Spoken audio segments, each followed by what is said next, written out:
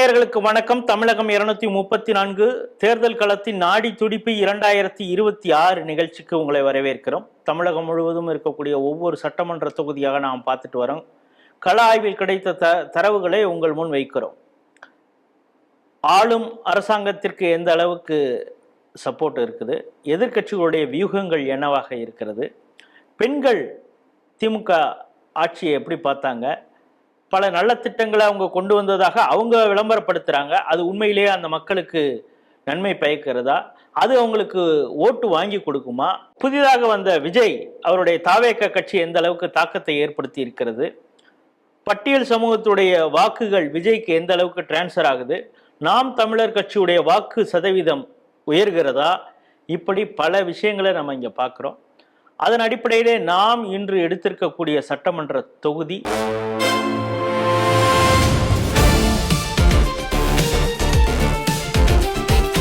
தருமபுரி மாவட்டத்தில் இருக்கக்கூடிய பாலக்கோடு சட்டமன்ற தொகுதி எடுத்திருக்கோம். இங்கே இருக்கக்கூடிய மொத்த வாக்காளர்கள் 2,37,000 பேர் இருக்காங்க. ஆண் வாக்காளர்கள் 1,19,000, பெண் வாக்காளர்கள் 1,17,000 இருக்காங்க. இந்த பகுதியை பொறுத்தளவு பிரதானமாக இருக்கக்கூடிய விவசாயம் தக்காளி சாகுபடி, கரும்பு விவசாயம்லாம் இருக்குது. இங்கே தருமபுரி மாவட்ட கூட்டுறவு சர்க்கரை ஆலை பாலக்கோடுலே இருக்குது, முக்கியமான ஒன்று. இங்கே நகராட்சியில் பேரூராட்சியாக பாலக்கோடு, அதில் ஒரு 18 வார்டுகள் இருக்குது. மாரண்டஹள்ளி அதில் ஒரு 15 வார்டுகள் இருக்குது. ஊராட்சி ஒன்றியங்கள்னு பார்த்தோம்னா பாலக்கோடு அதில் 32 கிராமங்கள் இருக்கிறது. காரிமங்கலம் இந்த ஒன்றியத்தில் மிக முக்கியமான ஒரு பகுதியாக பார்க்குறாங்க. இதில் பல சமூகங்கள் இருக்குது. குறிப்பாக வன்னியர் சமுதாயம் அதிகமாக இருக்கிறது அப்படின்னு டேட்டா சொல்லுது. 2011, 2016, 2021 ஆகிய 3 சட்டசபை தேர்தல்களிலும் தொடர்ந்து வெற்றி பெற்று வருபவர் KP அன்பழகன். சென்ற முறை அதிமுகவில் அமைச்சராகவும் இருந்தார் அப்படிங்கிறத பார்க்குறோம். அதிமுக இங்கே தொடர்ந்து வெற்றி பெறுவதனால அதிமுகவுக்கு ஒரு சாதகமான ஒரு சட்டமன்ற தொகுதியாக இருக்கிறது. ஆனால் இப்போது களம் எப்படி இருக்கிறது அப்படிங்கிறது தான் நம்முடைய கள ஆய்வு. நம்முடைய கள ஆய்வுக்கு உதவியாக திரு ராஜேஷ்குமார் இருக்கிறார். ஸ்ரீ டிவி நேயர்கள் சார்பாக வரவேற்கிறேன். வணக்கம். வணக்கம். வணக்கம் சார். வணக்கம். இந்த பாலக்கோடு சட்டமன்ற தொகுதியில நீங்க எந்தெந்த பகுதியில கள ஆய்வு செஞ்சீங்க? பாலக்கோடு சட்டமன்ற தொகுதியில பாத்தீங்கன்னா மல்லாபுரம், அத்திமுள்ளு, பெலமல்லநல்லி, வேவுவள்ளி, பூகானல்லி, சிக்கமாரண்டல்லி, தண்டுகாரநல்லி, எர்ரல்லி, கும்மனூர், புலிக்கரை, செக்கோடி, செல்லியம்பட்டி இந்த கிராமங்கள்லாம் போய் கள ஆய்வு செஞ்சிருக்கு. அது இல்லாம பாலக்கோடு, மாரண்டல்லி, காரிமங்கலம் இந்த பகுதிகளையும் கள ஆய்வு செஞ்சிருக்குங்க.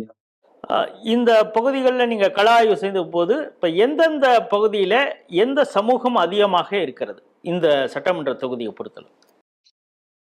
இப்ப பாலக்கோடு பொறுத்த வரைக்கும் பாத்தீங்கன்னா பெரும்பாலும் மக்கள் விவசாயம் தான் அந்த பகுதி ஃபுல்லாவே பண்றாங்க.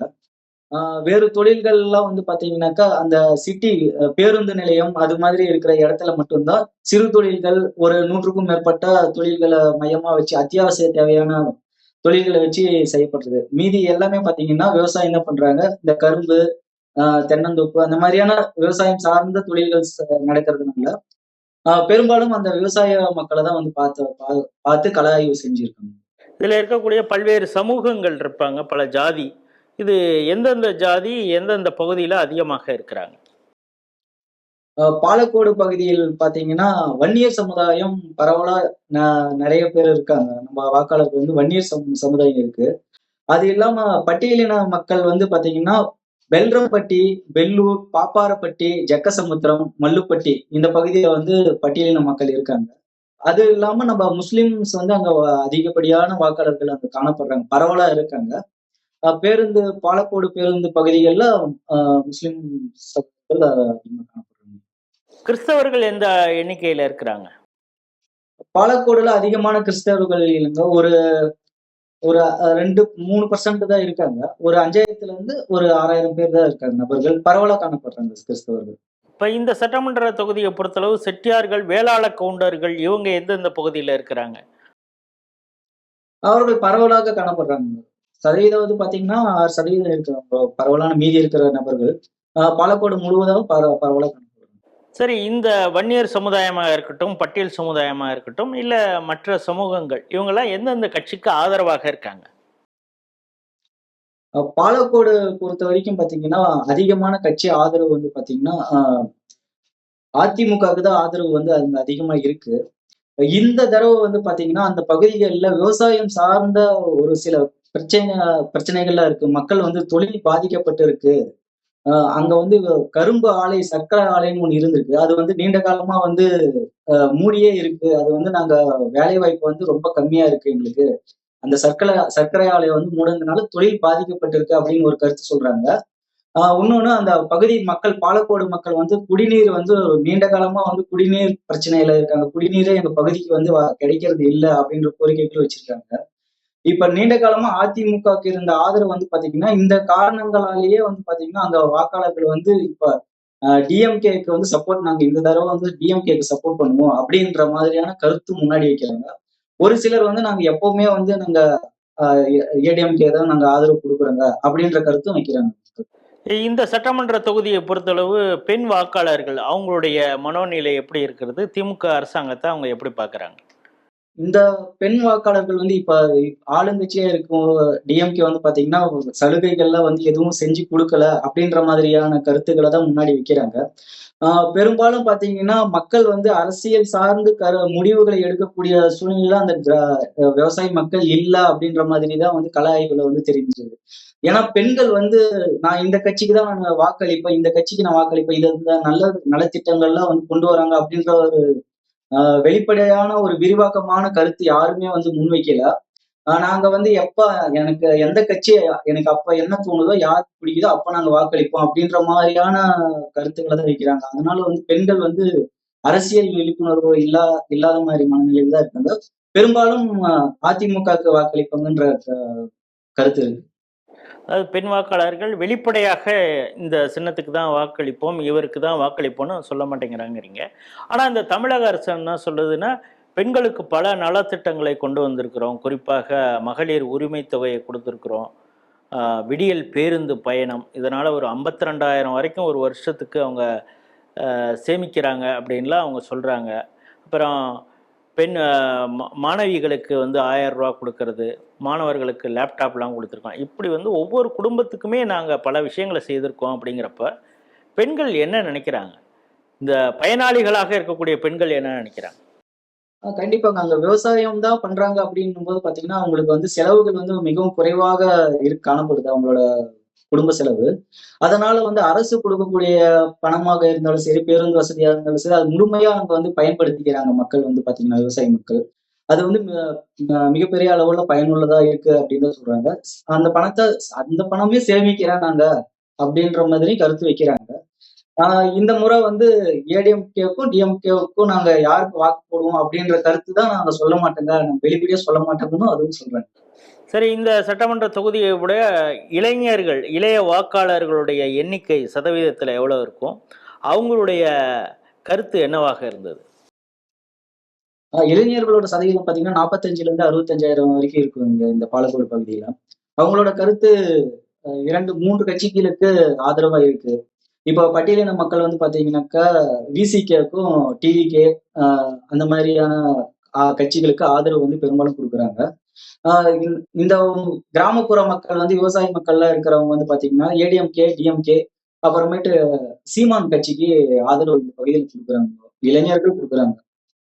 விஜயின் மீது ஏதாவது அவங்களுக்கு ஈர்ப்பு அதிகமாக இருக்கிறதா? மத்த பகுதியெல்லாம் நம்ம பார்த்துட்டு வரோம். ஒரு இடத்துல வந்து விஜய்க்கு வந்து இளைஞர்கள் பெரிய அளவுல ஆதரவு குடுக்கறது மாரி இருக்கு. இந்த பகுதியில எந்த சமுதாயத்தினர் அதிகமாக நான் விஜய் கட்சிக்கு தாவேக்காக்கு ஆதரவாக இருக்கிறாங்க அப்படிங்கிறத உங்களால பார்க்க முடிஞ்சதா? இளைஞர்கள் மத்தியில பட்டியலின மக்கள் வந்து தாவேக்காக்கு ஆதரவா நெறைய பேர் இருக்காங்க. ஆ பெண்கள் வந்து விஜய் பக்கம் ஆதரவா இருக்காங்க. டிவிகே கட்சிக்கு நாங்க இந்த முறை புதுசா நாங்க வந்து வாக்களிப்போம். அப்படின்ற கருத்தும் பரவலா இருந்தது. அவங்க எந்த ஏஜ் குரூப்ல அவங்க சொல்றாங்க? எந்த வயசு வரைக்கும் இருக்கிறவங்க விஜய்க்கு ஆதரவாக இருக்காங்க? 25லேருந்து 40 வயசுக்குள்ள இருக்கவங்க இந்த மாரி கருத்துக்கள வந்து சொல்றாங்க. விஜய்க்கு ஆதரவா இருக்கிற மாரி கருத்து சொல்றாங்க. 40லேருந்து மேல இருக்கிறவங்க அதிமுகவுக்கு நாங்க வாக்களிப்போங்க. அன்பழகன் இருக்காருல்ல, அவருக்கு தான் நாங்க மாமூலா வாக்களிக்கிறோம் அப்படின்னு சொல்றாங்க. சரி, இந்த பட்டியல் சமூகத்திலேருந்து நிறைய பேர் தாவேக்காவுக்கு போவதற்கு வாய்ப்பு இருக்கு, இளைஞர்கள் அப்படிங்கிறீங்க. ஸோ பெரும்பான்மையாக இருக்கக்கூடிய வன்னியர் சமுதாயத்திலிருந்து எத்தனை சதவீத வாக்கு வந்து தாவேக்காவுக்கு போறது மாதிரி இருக்கு? வன்னியர் சமுதாயத்துல இருந்து பெருமளவு வாக்கு போறதுக்கான வாய்ப்பு கம்மி தான். நம்மளுக்கு பட்டியலின மக்கள் வந்து அதிகமான அளவுல வாக்கு போறதுக்கான வாய்ப்பு இருக்கு. அந்த பகுதியில நீங்க கள ஆய்வுல பல பேர் இது சம்பந்தமா பேசியிருக்காங்களா இளைஞர்கள்? இளைஞர்கள் பேசியிருக்காங்க. நம்ம புதுசா வந்து விஜய் கட்சி தொடங்கியிருக்காரு. பெண்களுக்கு வந்து பாதுகாப்பு இருக்குன்னு சொல்றாங்க. மக்களுக்கு வந்து நல்லது செய்யறதுக்காக விஜய் வந்திருக்காரு. நாங்க வந்து விஜய்க்கு ஒரு வாட்டி வாய்ப்பு குடுப்போம் அப்படின்ட்டு மக்கள் பெரும்பாலும் இளைஞர்கள் சொல்றாங்க. பெண்கள் வந்து சொல்றாங்க. அங்க 2016ல காவேரி வர்மன் அப்படின்னு சொல்லி தேமுதிகலேருந்து கூட ஒருத்தர் களம் கண்டார். குறைந்த வாக்கு தான் வாங்கினாரு. 5000 கிட்டத்தட்ட 4900 வாக்குகள் வாங்கினாரு. தேமுதிகவுடைய பிரசன்ஸ் எப்படி இருக்குது? இல்ல அந்த தேமுதிகல இருக்கிறவங்க நிறைய பேர் விஜய்க்கு ஆதரவாக இருக்காங்களா? எப்படி இருக்கு அந்த சூழல்? பாலக்கோடு பகுதிய பொறுத்தவரைக்கும் அரசியல் பார்வை அப்படின்றது பெரும்பாலும் விரிந்த அளவுல இல்ல. குறுகிய அளவு தான் இருக்கு. கட்சிகளோட பெயர்கள் விரிவாக்கமா சொன்னா கூட அது எந்த கட்சி அப்படின்ற விரிவாக்கம் எதுவும் இருக்காது உங்களுக்கு. கட்சியோட சிம்பிள் இரட்டை இலை, உதயசூரியன், அது தவிர்த்து மற்ற கட்சி அந்த கட்சியோட சின்னங்கள் மட்டும் தான் அங்க வந்து அடிப்படையா வச்சு மக்கள் வந்து இன்னமும் அங்க இருக்காங்க.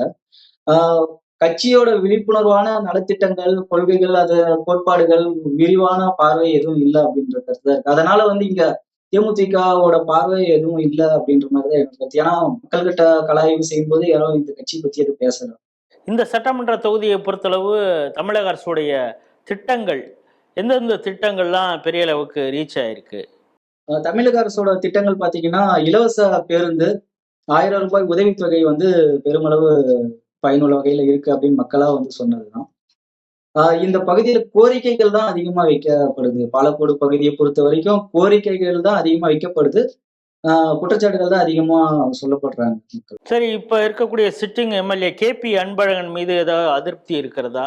அவரை பத்தி என்ன சொல்றாங்க அந்த தொகுதியில? கண்டிப்பா பெருமளவும் வந்து பாத்தீங்கன்னா, குற்றச்சாட்டுகள் சொல்றவங்க அனைத்து மக்களும் வந்து பாத்தீங்கன்னா, சர்க்கரை ஆலைய வந்து மூடிட்டாங்க ரொம்ப காலமா. எங்களுக்கு வந்து வேலைவாய்ப்பு வந்து அங்க இருந்தது. சர்க்கரை ஆலை மூலியமா நம்ம கரும்பு வந்து விவசாயம் பண்ணாங்க, ஏற்றுமதி பண்ணாங்க. அது மூலியமா ஒரு 500, 1000 பேத்துக்கு வேலை இருந்தது. இப்ப சர்க்கரை ஆலை வந்து மூடிட்டாங்க. அதனால எங்களுக்கு வேலைவாய்ப்பு எதுவுமே இல்ல அப்படின்னு மிகுந்த அளவு அதிருப்தி ஆயிருக்காங்க.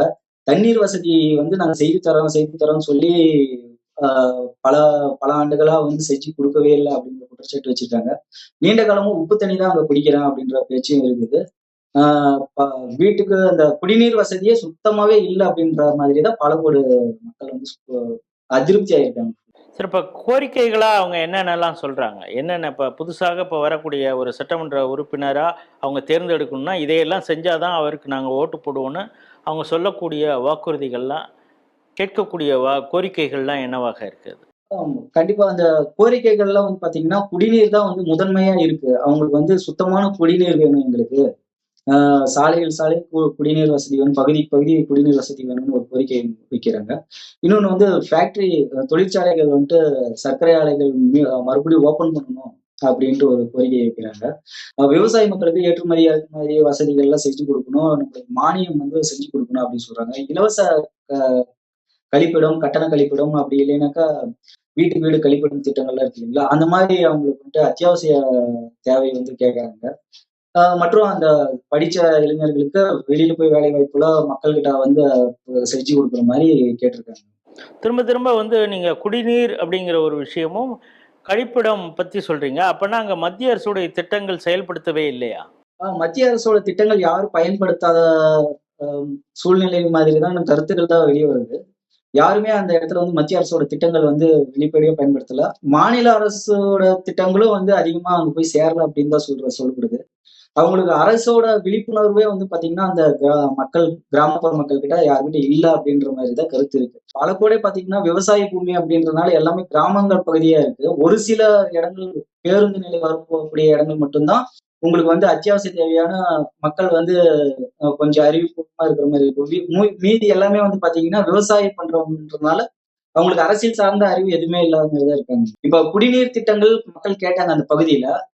அந்த பகுதி பாலக்கோடுல இருந்து அந்த பக்கம் எல்லாம் பாத்தீங்கன்னா குடிநீர் திட்டம் இப்பதான் வடிவமைச்சு கொண்டே வராங்க. நம்ம குழாய்கள்லாம் போட்டுக்கொண்டு வர மாதிரி நான் பார்த்தேன், பேசினேன் குடிநீர் திட்டம் அப்படின்ட்டு. அதுக்கு அடுத்து பாலக்கோடு பகுதிக்கு வரதுக்கு வாய்ப்பு இருக்கு. இப்ப சர்க்கரை ஆலை வந்து பாத்தீங்கன்னாக்கா பாப்பிரெட்டிப்பட்டியில வந்து பெரிய அளவுல சர்க்கரை ஆலை கட்டியிருக்காங்க. இப்ப ஏற்றுமதி, இறக்குமதி, செய்கூலி, சேதாரம் அந்த மாதிரி லாபம், நஷ்ட கணக்குலாம் எந்த அளவுக்கு அந்த இடத்துக்கு போகுது அப்படின்ட்டு நம்ம கலாய்வு பண்ணல.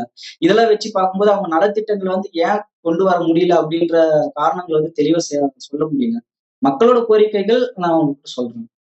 இந்த சட்டமன்ற தொகுதியை பொறுத்தளவு நீங்க செய்த கள ஆய்வு இது வந்து யாருக்கு சாதகமா இருக்கு? மீண்டும் கேபி அன்பழகன் அவருக்கு சாதகமாக இருக்கிறதா? இல்ல திமுகல பி.கே. முருகன் ஒருத்தர் 2 முறை போட்டியிட்டு இருக்காரு. அவரும் ஒரு டஃப் ஃபைட்டுக்கு குடுத்திருக்காரு கேபி அன்பழகனுக்கு. அவருக்கு இந்த முறை என்ன சான்ஸ் இருக்கு? மீண்டும் அவர் தான் போட்டியிடுவாரா? அவர வந்து மக்கள் எப்படி பார்க்குறாங்க? இப்ப அதிமுகவுக்கும் டிஎம்கேக்கும் பாத்தீங்கன்னா சம அளவு இந்த இடத்துல வந்து போட்டி நிலவுது.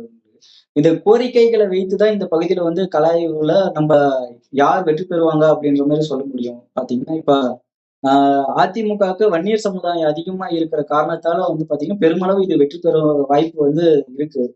பாலக்கோடு சட்டமன்ற தொகுதியை பொறுத்தளவு அஹ், நம்மளுடைய கள ஆய்வு ஸ்ரீ டிவியுடைய கள ஆய்வு செய்த ராஜேஷ்குமார் சொல்வது என்னன்னா, இந்த முறை வந்து ஒரு டஃப் ஃபைட்டு மாதிரி இருக்குது. காரணம் இங்கே வந்து அதிமுக திமுக சமபலத்துடன் இருக்கிறது. ஆனால் பாமக அவங்களும் அதிமுகவோட கூட்டணி வச்சிருக்கிறதுனால வன்னியர் சமுதாய மக்கள் கொஞ்சம் அதிகமாக இருக்கிறதுனால ஒரு எட்ஜ் அப்படிங்கிறது அதிமுகவுக்கு இருக்கிறது. ஆனால் மிக முக்கியமான அவங்களுடைய கோரிக்கைகள்லாம் இருக்குது. இது ஒரு பின்தங்கிய சட்டமன்ற தொகுதியாக இருக்கிறது. பலமுறை சொல்லியும் அவங்க அடிப்படையான குடிநீர் அங்கே ஒழுங்காக கிடைப்பதில்லை அப்படிங்கிறாங்க. இந்த கோரிக்கையெல்லாம் யார் நிறைவேற்றுவேன்னு சொல்கிறாங்களோ அவங்களுக்கு தான் அந்த தொகுதி மக்கள் வாக்களிப்பார்கள். அதனால் அலட்சியமாக ஒவ்வொரு முறையும் நாங்கள் வெற்றி பெற்று விடுவோம் அப்படின்னு அதிமுக நினைப்பது மாதிரி அவ்வளோ ஈஸியாக வெற்றி பெற முடியாது அப்படிங்கிறது நம்முடைய கள ஆய்வில் தெரிய வந்திருக்கிறது. ஸோ இதை வந்து ஒரு 50-50 அப்படின்னு இந்த சட்டமன்ற தொகுதியை நாம் எடுத்துக்கொள்ளலாம். மீண்டும் இன்னொரு சட்டமன்ற தொகுதியில் சந்திப்போம். அதுவரை உங்களிடம் விடைபெறுகிறோம். நன்றி, வணக்கம்.